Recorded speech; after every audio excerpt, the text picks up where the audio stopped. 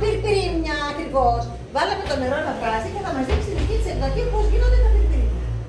Το νεράκι είναι βρασμένο, οι γονιστρίδες είναι καταρισμένες έτοιμες. Έχει τόσο ω3 λιπαρά όσο ένας σολομός. Οπότε αξίζει αυτοί που δεν τρώνε ψάρι, δεν τρώνε κάτι άλλο, να τρώνε γλιστρίδα. Η ποδιακή σαλάτα, όπως την έκανε η μαμά μου, είναι αυτή που θα κάνουμε τώρα.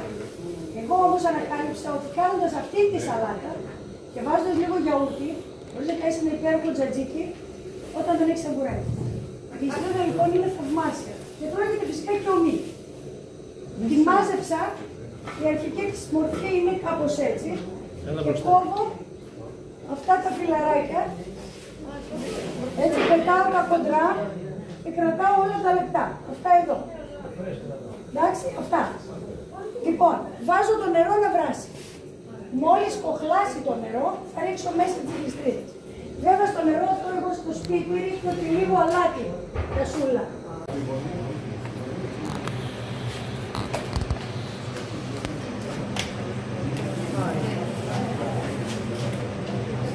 Ωραίο, είναι έτοιμο.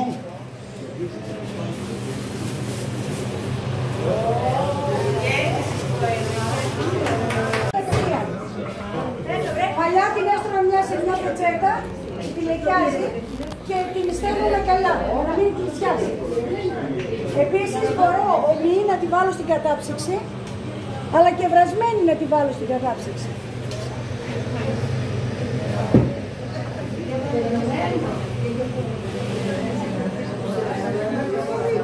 Τμήμα της ποντιακής βιωματικής μαγειρικής. Γιατί βιωματική? Γιατί αυτά είναι τα βιώματά μας από τους προγόνους μας.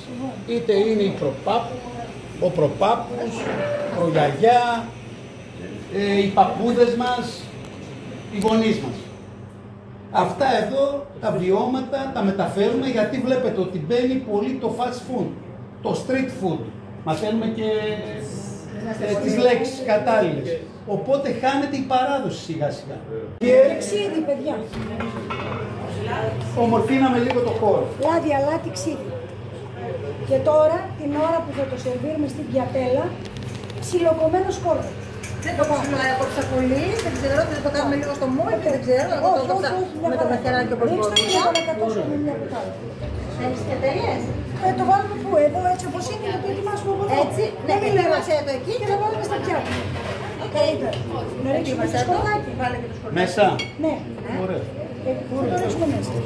Λάδι, ξύδι, σκόρδο. Μήπως είναι πολύ αυτό? Θα φανεί. Όχι. Έτσι τα κάνεις. Όσες κυρίες και κύριοι έχετε ραντεβού ύποπτα, θα σας πρότεινα να μην δοκιμάσετε γλιστρίδα.